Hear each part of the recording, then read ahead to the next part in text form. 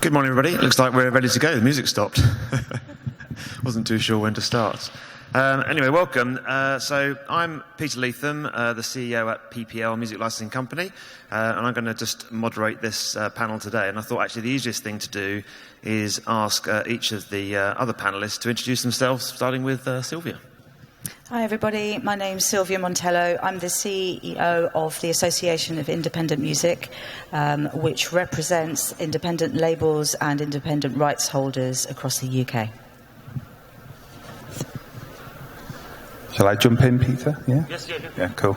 Hi there, everyone. I'm Jon Collins. I'm just about 1 year into being the Chief Executive of Live, which is 2 and a bit years old, and is the umbrella group that represents the entirety of the live music industry is what we aspire to represent, and that means we have 15 different organisations and associations that all make up my board, from venues to festivals to managers, agents, the artists, promoters, ticket retailers, production, right the way through. And I'm Annabella Coldrick. I'm the Chief Executive for the Music Managers Forum in the UK.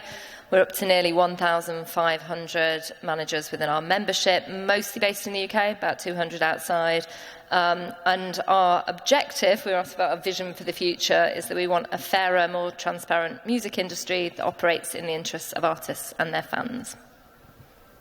Good. Okay, so we're going to kick off and give you our views on the future, highlighting the positive developments we anticipate and the key challenges facing our members and the wider industry. Before asking each of the panellists just to give a few minutes introduction, we all sit on the board of UK Music, which is, if you like, an overarching trade body trying to join us all up when we're facing off to government, as well as doing our own individual things with government. We're going to give out various stats today, but just to kick off with the industry we're talking about. In UK Music do a job of collating all the figures across recorded music, publishing, live, and try and put together what does that mean in total money generated and jobs generated. And again, that's quite important for us dealing with government to explain, actually, we're not just all out there having fun, creating some brilliant music, but we actually are a big employer and generator of growth in the UK. We don't have the figures for 2022 yet, because actually that's quite a job to collect all that. But in 2021, the UK Music contributed £4 billion to the UK economy. Now, actually, we think that was still in COVID times, and probably the better indicator was 2019, when the industry generated £5.8 billion. And again, actually going back to 2019, we were generating 197,000 jobs in the industry. So that's the backdrop to us. We know that we're a world-leading industry in terms of music. We're the second biggest exporter of music in the world. And we're generating, as I say, getting on for 6 billion just before COVID and 197,000 jobs. So with that, I'm going to hand over, and we're going to do alphabetically. Going to start with Annabella and work down towards myself with Annabella's initial observations. Thank you, Peter. And it's interesting, the UK music industry, as you say, is the second biggest exporter of music, but actually our relative strength is declining in recent times. Not that I want to bring it down to the situation, but I think it's sort of worth the context. There were some numbers, I think, from the BPI that 5 or 6 years ago, we were about 15% of global recorded music share, and we're down to like 10 or 11 now, something like that. Which doesn't mean we're not growing. We're growing, but our relative share is declining. That's partly because music from other markets is doing really well and growing faster than we are. But I think it illustrates a bit of a challenge, particularly in our discussions with government, because all of us discuss with government, as I say, when we're going in, and they're a bit like, well, the UK's smashing it, you're always doing really well, you don't need really much support, but we're in a different world now. We're no longer part of the EU, so there are a lot more barriers to touring, but also, post-COVID, costs have gone up, we're in an environment of quite extreme inflation, and whilst we've seen growth of music streaming revenues and recorded music streaming revenues, we can't just sit back on our laurels and say, well, we're always going to do well. And so Peter asked he asked all of us, what are our 5 areas? And there's an awful lot of overlap, I think, with our 5 areas of priority. But I sort of, and I know we share many of this, our kind of 5 campaigns we're involved in, where we're looking at what's the future of music and what are the issues. The first one is something called Let the Music Move, which looks at the issues of movement and touring, which makes up a large share of many artists' income. Both the barriers that we deal with now post-Brexit, whether that be needing carnets, potentially, mostly not visas and work permits, but carnets, issues with transportation that we no longer have, import duties on merch, that sort of thing. But also problems we now have getting into the US, costs having gone up there in terms of visa costs and touring costs more broadly. So that's a key issue going into the future now and ongoing, where it's something that certainly we feel there is a role to have a proper UK music export strategy. And I know it's really interesting listening here about, Quebec and Canada and looking at many other markets where they do have music export strategies. Something we'll come on to a bit is the whole debate around fixed streaming. Chris Cook and I did a bit of a briefing around the Council of Music Makers 5-point plan and trying to ensure that there is a fair share, let's say, of the money coming in, the growing money coming into streaming in terms of artist remuneration, but also transparency and data. On the live side, again, we feel that now live music is back, it's brilliant, but also the bad side of it is we're seeing ticket touting rearing its ugly head. We're seeing issues with Viagogo coming back. I mean, they bought StubHub. So Ireland, for example, banned the resale of tickets above face value. In France, there are similar rules. So we think there's something there about saying, brilliant, live music is back. Let's try and make sure that the artist has the ability to set their ticket price and not seeing it all hoovered up by touts. Something all of us will talk about, human artistry campaign, the issues around AI, and we'll come back to that.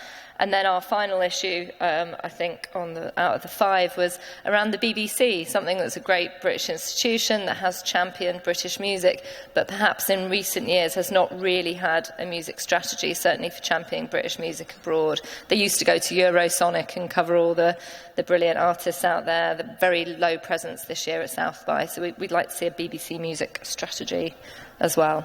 I know we're going to come back to all of that, so I won't say any more. Thank you very much, Annabella. Thank you. John? Yeah, I can certainly build on a lot of that, and I think you're going to see us be in violent agreement on a number of issues today, so we'll still try and make it interesting for you, despite that. For me, in the last year, what I've learned is the live music industry is full of people who are utterly passionate about what they do. Really a lot of people who are in this for the love of creating those live experiences, which give you a sort of sense that you can't get anywhere else. And that means they will take on a level of risk that just isn't normal in other parts of the economy. And whether that's the musician who is looking to carve out a career, and I think musicians are the people most likely to have second and third jobs and probably have a combined income of around £20,000 from all of those roles. There's risk in that. There's risk in opening venues and operating venues at the grassroots level with 0.2% profit margin. And there's risk in committing tens of millions of pounds to build arenas and then be certain that there's going to be the artist to fill those arenas and the public with the capacity to pay for tickets to go to those arenas in the multiple number of years down the line for when it actually is open. There's risk in programming tours and putting all of that together. So there's lots of risk. And I see our roles and Live's role is how do we try and take some of that risk out to create a better environment for creative people to be creative. And thinking about some of the issues that we're dealing with, I would say it's make venues viable. So what can we, and a lot of this comes back to how can we move government to help us on this. So things like VAT on tickets, reform of business rates. How do we get our audiences back out? We've done 2 waves of audience research post-lockdown, and they're not behaving the way they did beforehand. Could government help us to reassure audiences? And it's not just older punters, I'd include myself in that bracket. It's actually 18 to 24-year-olds are often a negative outlier in that research in terms of feeling the cost of living crisis, but not having formed the habit of going to gigs as well. And that's something that needs addressing, and there's a good example from London that we could maybe pick up on later. Support for simplifying touring, both in the UK and abroad in the European Union. Neil from Department of Business and Trade here today, and we're really grateful to be working with them under the current budgetary constraints that there are. But there are things that we can do through the Export Support Services team, the market access teams, and then potentially some bilateral things we could do with countries that might improve the situation short of a review of the trade and cooperation agreement in a few years' time. And then how do we support our people? We've got a skills shortage. We think we lost about 7,000 people during lockdown, and they were experienced people, a lot of them over to film and television, broadcasting because of transferable skills. How do we fill those gaps? How do we look after the people who are doing the jobs of 1.5, 2, 3 people in the meantime and protect their mental health in the process? And then the last one I'd say would be, if we're looking at the future, we can't ignore the climate crisis and the work that we need to do on sustainability. Each of the associations within Live is committed to net zero by 2030. So a big strand of work for us is how do we help those associations and their members to hit that target? Yep. As you were saying, actually, on the UK music stats, we lost 60,000 jobs in the industry between 2019 and 2020.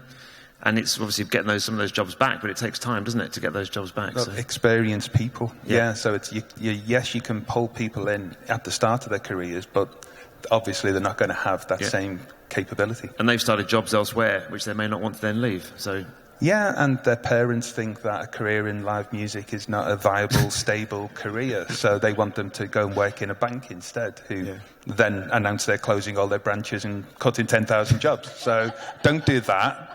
Come and have fun. Thanks, Jon. Silvia. Thank you. So from our perspective, again, dealing with independent labels and independent rights holders, and what we mean by that includes self-releasing artists who control their own rights for their music and are building their own careers, often from a very sort of low basis. What we're noticing is that really the industry has shifted in terms of how it's made up. It's no longer as clear-cut as there are major labels, there are indie labels, and artists either have to sign to one or other of those. The routes to market are much broader than they were before. And what that means in a positive way is that there are fewer barriers to entry for people to actually get their music out there onto streaming platforms or onto other platforms and other revenue streams where they can make some money out of music. But with that, we've obviously noticed that there is much more content available. And within that, the prices of streaming subscriptions have stayed largely static in the 15 or so years since streaming became a thing. And one of the things that we really want to push for is to kind of redress the balance of what we see as the devaluation of music over that point. So one of the things that we're looking at is doing more analysis on different types of streaming remuneration models, but also really looking at what the impact would be of subscription prices on some of the major platforms really being uplifted to where they probably should have been if they kept in line with inflation over the last 15 years. So some back of fag packet figures that we had done for us for a recent panel on streaming suggested that a $9.99 subscription on streaming should actually be either £15 or £18, depending on whether you use the RPI or the CPI.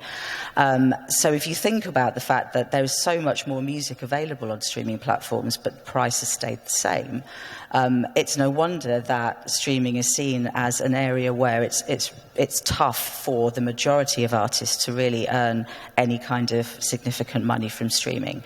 So added to that, we're also very passionate about making sure that people understand all of the different other areas that they could be carving out a living and generating money from, including some of the areas that I'm sure Peter will touch on in terms of performance broadcast, but then there's sync, there's live, there's physical product, there are brand partnerships, there are all sorts of other areas that artists can and should explore if they want to earn a living out of music or try to earn a living out of music. One of the other things that we will be particularly passionate about as well is really lobbying the government to make sure that they understand why they should be helping to invest and support independent labels and rights holders, and to look at those as being small businesses and entrepreneurs. People that set up independent record labels don't have an awful lot of fiscal incentive, tax breaks, that sort of government help to do that. They do it out of passion, as Jon said, and they take a lot of the risk themselves.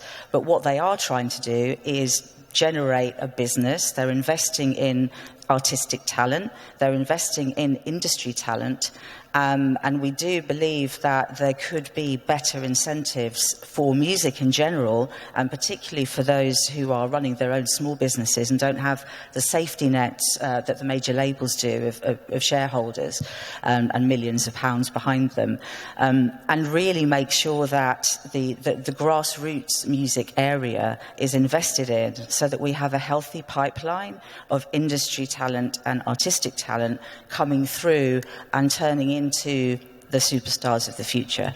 Because without our sector, people don't just come from nothing to Ed Sheeran. There are several steps in between, and that's where our sector is particularly important in supporting. I know we'll talk about the threat of AI.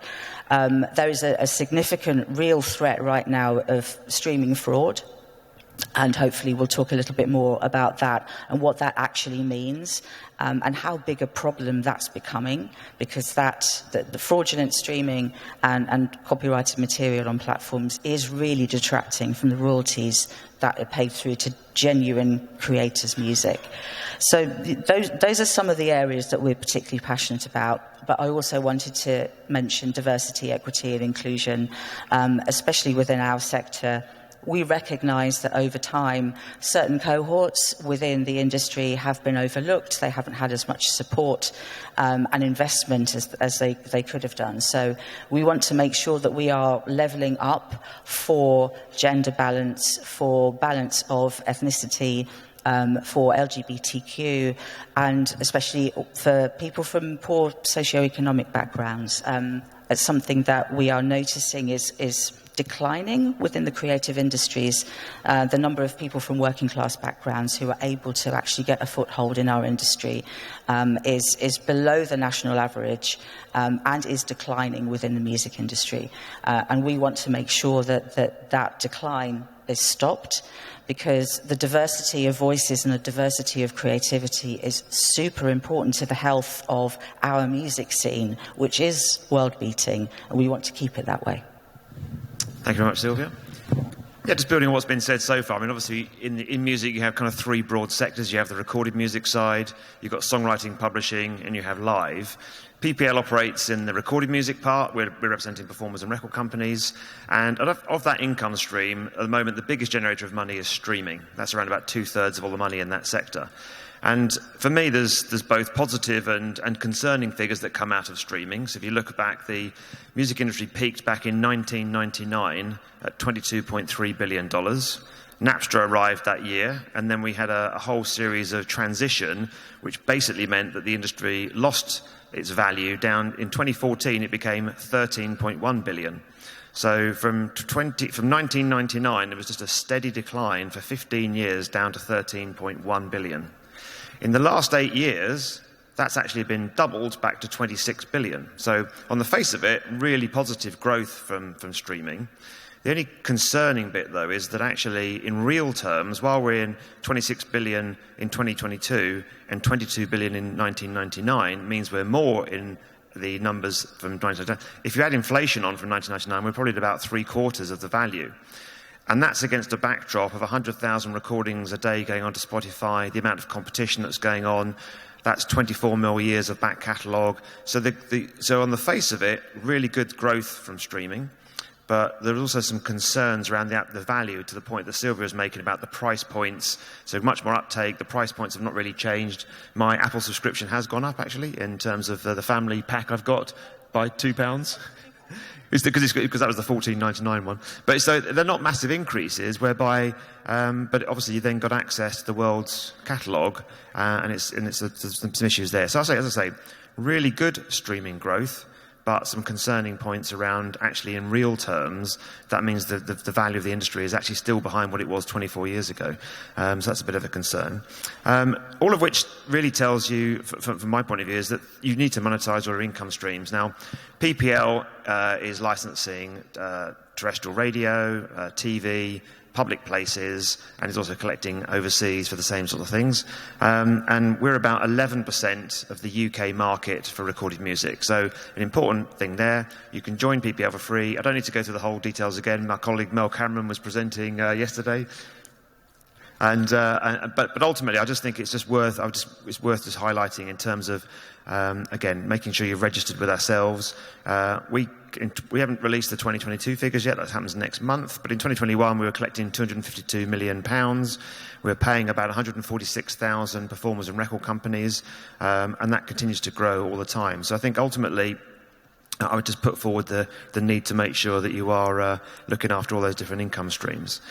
What I was going to do is just, we've got a few other topics to build on, but just keeping with the streaming side of things, I was going to ask my panellists a few questions about a few other stats around streaming. So, according to Spotify's annual report, the majors and Merlin, which covers a lot of the larger indies for international sort of streaming licensing, they lost 2% market share in 2022, but actually over the last 5 years have lost 12% market share from 87% to 75%. So I was going to ask my panellist what's going on there.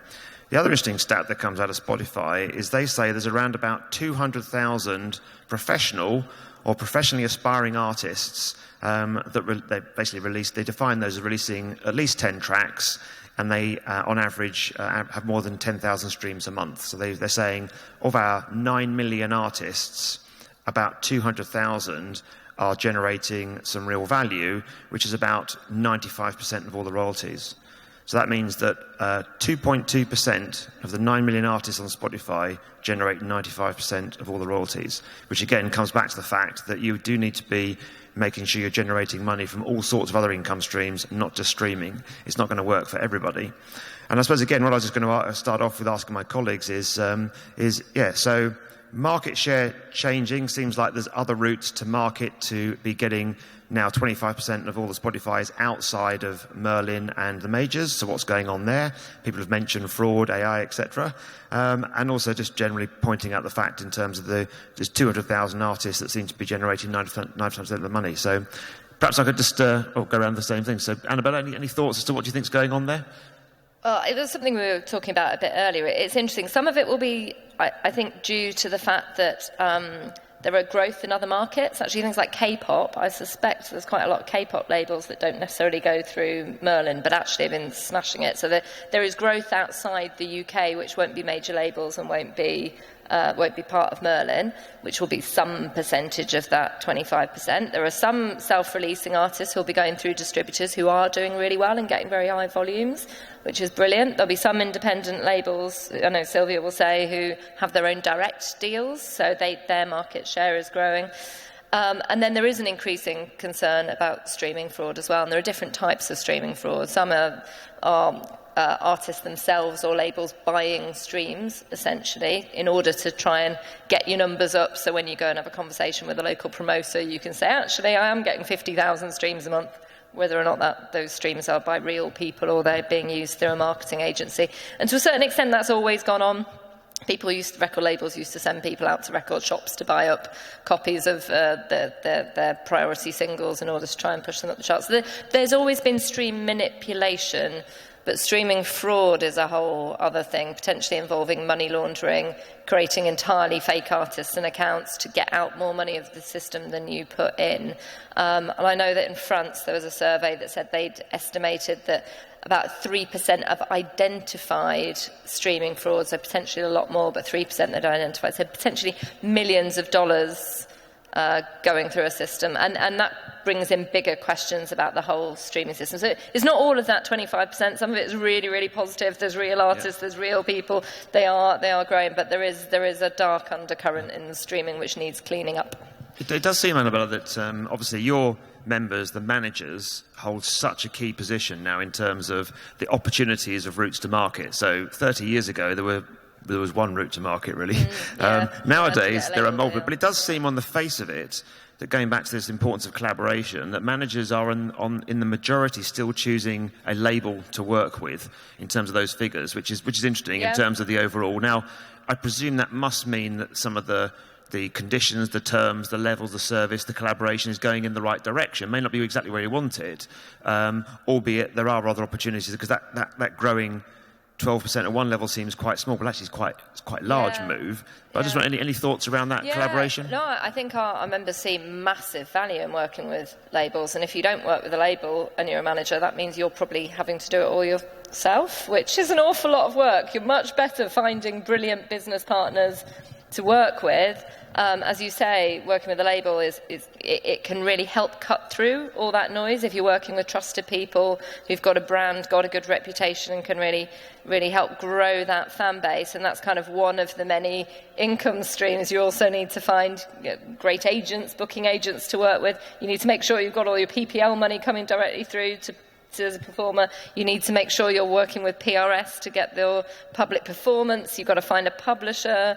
You're potentially working with PR people, brand people. You're looking at merchandise. So I think for our members it's a really exciting time in some ways, because you're helping advise the artists and all the different business partners. Yes, of course you can. I mean, the DIY is kind of, is it do it yourself, or it's do it with the right people? Because you can't, as your career grows, hopefully, can't possibly do all that yourself. Even if you've got a brilliant manager, you and your manager can't do all of that yourself. You need to find brilliant people to work with, as I say, whether it's booking agents, whether it's labels, whether it's publishers. There are shortcuts, but it becomes, the bigger your business, the more of a trusted team you need to build around yourself. Yeah, Silvia? Just touching on the 25% on streaming. I like to take an optimistic view, and the statistics from some recent media research showed that the self-releasing and DIY artists cohort is the fastest growing sector within global music at the moment. And because the routes to market are easier, a big chunk, I think, of that 25% is those artists who are they are their own label, if you like. They control their own rights, and they choose to build a team around them, as Annabella said, good manager, a good legal person, etc., etc. But they are carving out their own career and going directly through some of the independent distributors that won't be counted in those figures, the 75% from Merlin and the majors. And then there is the very strong point, that the bigger independent labels tend to have their own direct deals with the likes of Apple, Spotify, often YouTube, which is the lion's share of the streaming revenue still for most labels. So that helps to kind of skew that 25%. Definitely streaming fraud as opposed to just streaming manipulation. So quickly on streaming manipulation, the obvious advice is don't do it. Don't ever pay a third party to bump up your streaming numbers, because the platforms, when they find that out, will take your content down, and it might be difficult to get further content up. So that's one thing. But the streaming fraud is a growing area. So there was a recent report in France that calculated that maybe 3% of all streams were fraudulent streams, and that can cover things like taking somebody else's track and slowing it down or speeding it up and giving it a different title and a different ISRC. There's a lot of that that's going on now. There's a lot of music that is basically taking a chunk of somebody else's copyright, not getting clearance for it, renaming it and claiming it as your own. So those are the types of streaming frauds where there are certain actors who are basically pushing this out on an almost industrial level, and in order to try and pull that back, really we need to be looking at both the distributors and the platforms getting much more clever in terms of using technology to block that content before it even makes it to platform, and to make sure that it doesn't get monetized at all. So that's definitely going to be within that 25%. Some scary figures is that it could be as much as 10 to 15%, maybe even more, but those are not yet substantiated. This is a growing problem, but we're not yet sure exactly how big that problem is. But I do still want to remain positive about the DIY and self-releasing artists, because I've worked with many of them when I was in my previous role at AWOL and Cobalt, and it is a fantastic thing to see people who are at that stage where they can deliver great music themselves and at least start to build their career. They may then go on to want to be signed to a label when they get to a certain point, when they realise they can't get to the next level by doing it with their own small team. So they are like the R&D, the research and development part of our industry, and they are great creatives that can then be signed to independent or major labels in the future. So supporting that cohort is going to be incredibly important. Thank you. Not so much your direct area. John, any thoughts on the streaming? Only the point of, you've got to look at your other revenues as well. And one of our economists did a quick analysis when the Arctic Monkeys put their tickets on sale last year, and he figured that one night of ticket sales for their gig at Old Trafford, just ticket sales, using a conservative average ticket price, underestimating the crowd, not including merch, equated to about 750 million streams. So, I think that contextualizes things a bit. And then, we mentioned merch a couple of times, and a friend of mine took his daughter to the Blackpink gig at the O2 last year. And, we've all seen how the merch concession at the O2 can just be an absolute factory of pushing people through. And I don't know if you know this, but they produce a limited edition wand for each tour, Blackpink, which is an absolute must-have to buy. So they get through 10,000 plus of these things every night of the show. They cost £65. And when my friend got to the till, and it was £65, and then the person at the till said, "Would you like batteries?" It's an extra £2 for batteries, which is just insult to injury. Yeah. There you go. That's my take on streaming. I think it also shows it might not have the pricing right for streaming. If I could just add another thing, actually, to the stat that you mentioned earlier about the artists who are, have 10 tracks or more on streaming platforms and generate 10,000 streams a month or more. I mean, let's face it, 10,000 streams a month is probably going to buy you a packet of crisps and not really be able to sustain a career and pay rent. You have to be, if streaming was your only income stream from music, you would have to be doing millions of streams a month to get any sort of reasonable value. So Spotify are kind of massaging some figures to make it look like actually there is probably a larger number of artists making some decent money out of streaming than there actually are, sadly, because 10,000 streams a month is not it. So as a final point on streaming before we move on is, to Annabella's point, last year the UK was 11.9% of all global streaming, down from 12.1 in 2021. Number one territory is the US, which is 55.5% of all streaming. We're number two at 11.9. I can't remember number three, but it's about 4 or 5%. Everything drops down. I think we have to accept that we're over-indexing, is the UK, on the global share. Now, we can carry on having a very good global share, but I think that there are historical matters, supply chains, etc. The internet's kind of democratized getting music out there, and the countries that grew last year were Mexico, Puerto Rico, South Korea, Japan, Colombia, and Brazil. And I think that trend is going to carry on. Now, that's fine, provided we carry on growing the overall market. And as I say, there's some pretty good growth stats overall. It's just the numbers sharing in it may not be what we want. But, yeah, there's a few conflicting things that are going on there. Yet last year, the top 10 singles in the UK all had a UK artist that was either their track or co-credited, which has never happened before. So you have lots of conflicting things going on at the moment about the strength of what we're producing in the UK, but I think it is clear that breaking new artists is very hard. And I think that, you know, the share of streaming that is recordings that are more than 2 years old has continued to go up around about a percentage point per year. It was in the 60% until COVID came along. Then there was a 5% jump one year because of the lack of releases going out during COVID, etc. So I think that, you know, trying to break an artist where 70%, something like that, are recordings of more than 2 years old that go back to 1963 copyright. I think in today's world of trying to break new artists, that has got to be a concern moving forward. It's trying to grow the actual pie, but trying to release people and new artists into that is tough, and you're competing with an ever-expanding world share of artists out there. So I think there's positive signs in terms of growth, but there are concerning signs, and that's certainly one of the things we're talking to government about in terms of just making sure we try and grow the overall pie and continue to have the UK's excellence on the world stage represented. So I'll stop there.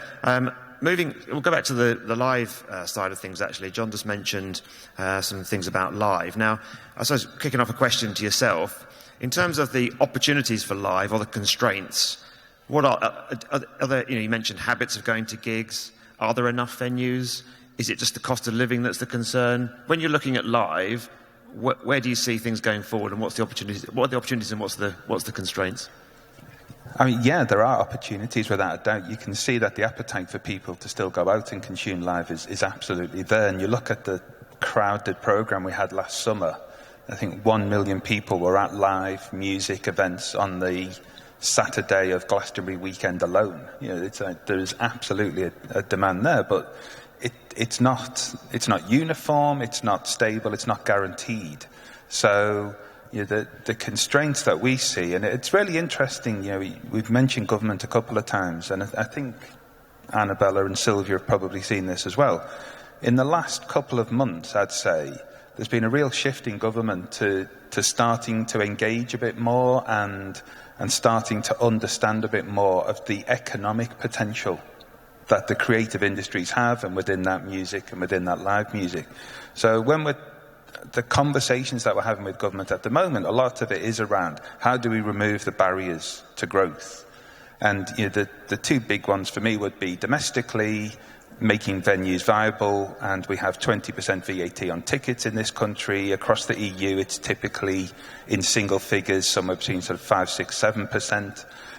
We absolutely categorically believe that if you reduced it to 5%, which would cost the government about 121 million in tax revenue they wouldn't get based on 2021 numbers, they would more than see that come back in terms of the additional activity that would take place, the extra concerts that would be programmed into tours, the extra events that would go on.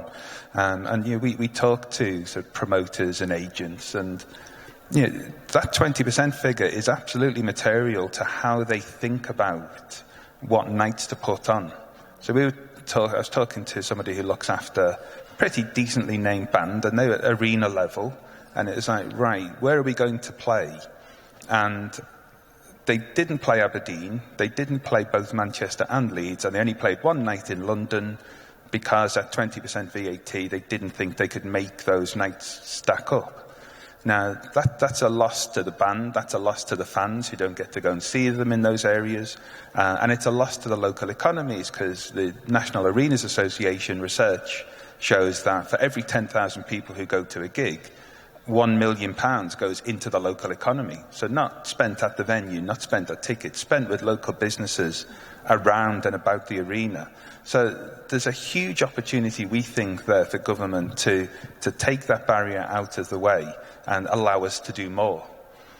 And then the second element would have to be around touring, and you know, the complexity of the current touring arrangements with the European Union. He says, skirting round the word that we don't say anymore.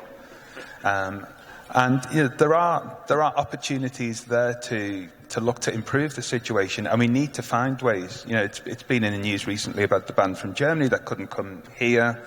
I believe there's an orchestra from Ukraine that's had difficulty coming in recently, and then we've got all the problems, and Annabella's got chapter and verse on this, of bands trying to get out into the European Union in an economically viable way.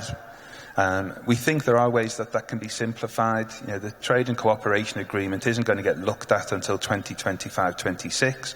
Some people in government say that's a review of how it's performing, not a renegotiation. So managing expectation as to what could be achieved. Although, of course, there's an election before then, so it might be a different environment.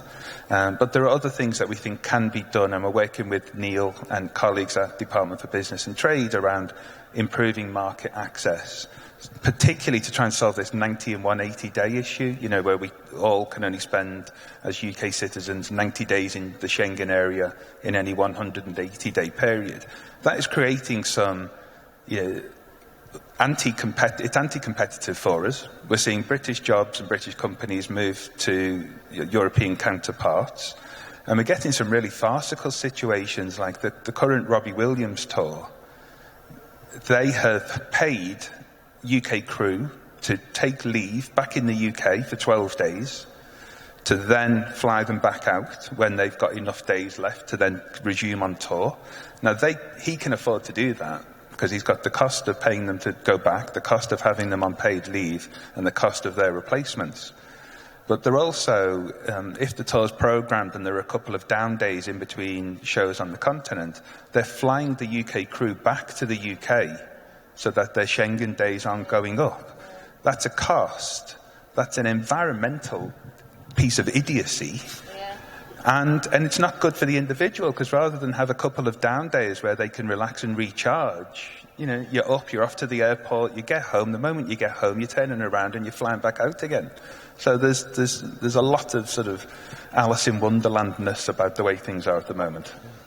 Silvia, obviously live is crucial for labels, it's for performers. The whole thing is your thoughts on the live situation? Absolutely. Well, the live situation is, it's obviously a lot more challenging for independent labels and their artists to manage. And, we have seen a number of reports of acts basically saying that they've crunched the numbers and it just isn't economically viable for them to go on tour.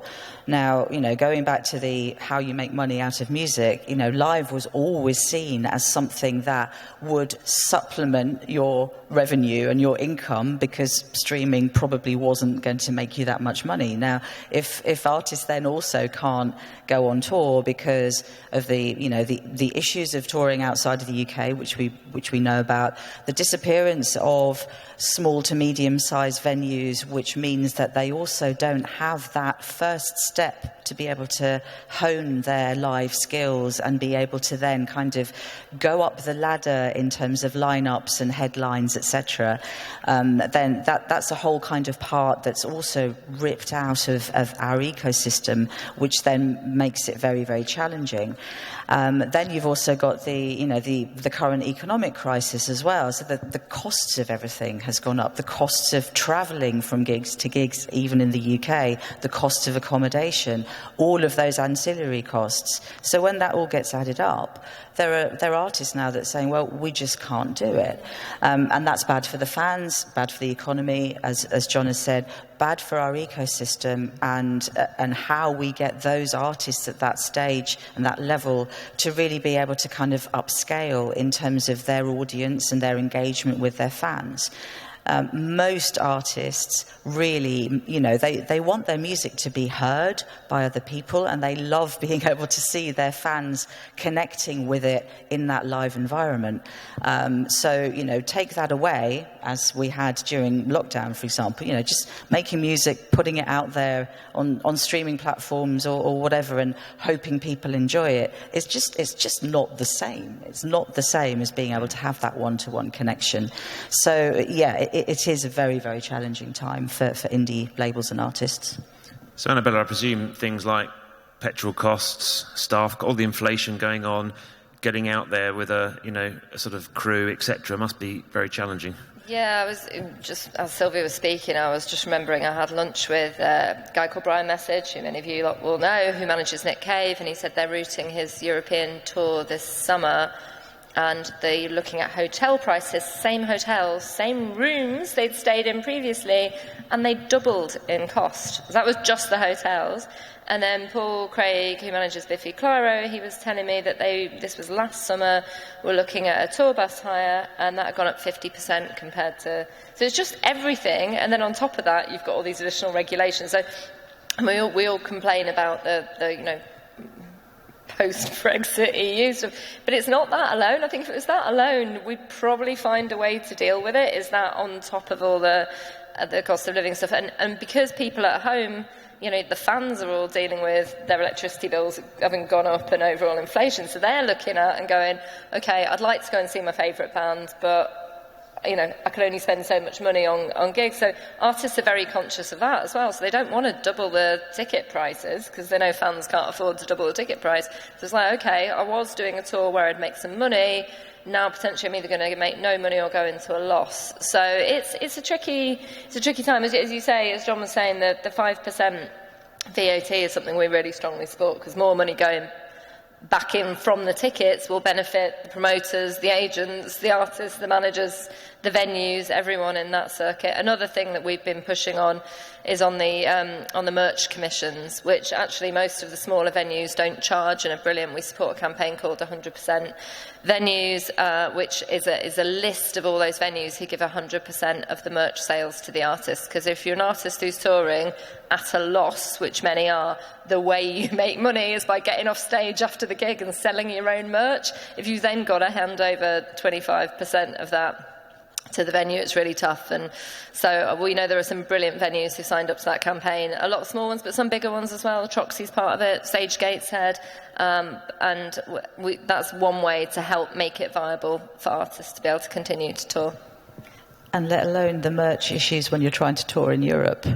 So I'm not going to mention the B word. We all know what the B word is, but since the B word came in, if an artist is touring in 6 different countries in Europe, what they're supposed to do is register for VAT in each of those territories in order to be able to bring their vinyl and their T-shirts with them on that tour. It's incredibly expensive, it's incredibly complicated, and that also means that there's another revenue stream there from the merchandise side that is much, much harder for artists when they're touring outside of the UK. So it's a cluster of lots of different impacts going on. And I think that can come with a nasty surprise as well, because I was talking to one of your managers, and I think they'd concluded a tour with an artist and got back and thought that they'd just about broken even, and then there was a bill for £10,000, a tax that followed them back that had accrued across the tour.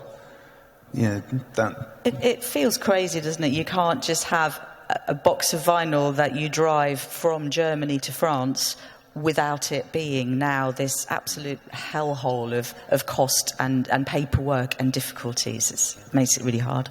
So basically on live, it sounds like that we have still got enormous demand to see the amazing acts that we have, but we've got some short-term headwinds in terms of following our new existence and cost of living crisis, etc. But any longer term, just finish off, Jon, any longer term concerns around the demand for live or where that can be supplied? Well, I think the two things. One I was going to say is, not all parts of the industry are able to weather those immediate pressures as well as others. So, obviously Music Venues Trust have highlighted 43 grassroots music venues have closed. I thought it was this year, but Bev said since COVID. Which one is it, Clara? Is Bev right? It's normally Bev that's right, not Mark. Yeah. Since COVID rather than during. Since COVID, yeah. So they are absolutely with that 0.2% profit margin, really scrapping for their existence right now. I think one longer-term factor that we're looking at that I am concerned about is the younger 18 to 24 demographic, and have they missed the opportunity to develop the gig-going habit because the government made them stay at home for a couple of years when they should have been forming that habit. And as I say, we've done a couple of waves of audience research on this, and the last one we did in November, the 18 to 24 were the most concerning break, and London. 18 to 24 and London were the most concerning breaks in the data because they tended to be outliers in a negative way. So we asked about cost of living. And, one of the options was, I'm having to just focus on the essentials at the moment because of the cost of living crisis. That was 19% of the general population said that. It went up to about 25% for 18 to 24-year-olds. So 1 in 4 identifying the cost of living as a real factor. We asked about why people maybe aren't going to as many gigs, if that was true. And one of the answers we offered was, it's just too much effort. Because we had this sense that there was an issue around habit. Everyone had been stayed at home for a couple of years. Had they switched to coming back out? And it's too much effort was 5% of the general respondents, which, okay, is a number we can live with. But it was actually 11% of 18 to 24-year-olds. That's like 1 in 9 of a demographic you would have thought would actually have been more positive about getting out. And then they also said that 20% of them are buying tickets much later, as opposed to about 8% of the general population. So there's something there that we would appreciate government intervention, similar to the work Sadiq Khan did in London with the Let's Do London campaign, which wasn't just about going to gigs, it was about going to art galleries, it was about going to the zoo, it was about just get out and enjoy London. It cost them £11 million to do, and they reckon the post-campaign evaluation reckoned it generated an additional £289 million in spend in London. So, as a return on investment, it's a great case. And, the 18 to 24-year-olds, I think we were talking about this yesterday. We talk a lot about the pipeline of artistic talent, but we have to think about the pipeline of our music fans and consumers as well. And the 18 to 24 is so crucial for that age group to really get into the habit of going to live music, to wanting to support bands, wanting to be into music. And if you lose that cohort, it's probably going to be harder for them to then develop that habit later in life. And that is a real concern, I think, for all of us. Yeah. I thought in the last 7 minutes we've got left, we could just touch on the BBC, actually. I mean, there's obviously loads of topics we could have, but the BBC is very topical. When we look at the UK's historical overperformance, I don't think we can underestimate the impact of the BBC, actually, in that. If you look at PPL, we license the recorded music side. They've got 60-odd national and local radio stations. They've got 9 TV stations. They've got the iPlayer, BBC Sounds, but they also have overseas programme sales. They've got, Top Gear, for example, their biggest sales, got lots of music in, things like that. So they're an enormous user of music, but also they're very diverse in what they use. So your average commercial radio station will play something like 4,000 unique recordings. The different channels for BBC, sort of Radio 2 particularly, and 6 Music, will be up to 28,000. So the access they're giving to a variety of genres, commercial radio's become much more play the hits, if you like, really, not taking risks, don't want to lose your listener, because you want to maintain your advertising revenue based on your listener base. Whereas the BBC's got a different role and can take more risks, and does take more risks. So again, I think where we are with the BBC is an incredibly important aspect, but equally, the BBC is under pressure for its own funding. Where does it spend its money in terms of drama, current affairs, all these different things? And so that's a very live topic for us. And obviously there's some discussions going on at the moment about the use of the orchestras and the singers and things. I just thought I'd go around the panel and just any further observations at the moment around the BBC, perhaps starting with Annabella this time. I think from our perspective, as I sort of alluded to before, the BBC, as well as supporting talent domestically, did so internationally, and that's felt like a huge gap in recent times.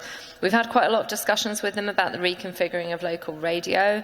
I must admit, they kind of eventually sort of reassured us that actually the way they restructure it may end up putting quite a bit more music content into local radio, which should get the way they're restructuring it, they hope will actually get more people listening to it, because they have some very, very localised radio, which not many people listen to.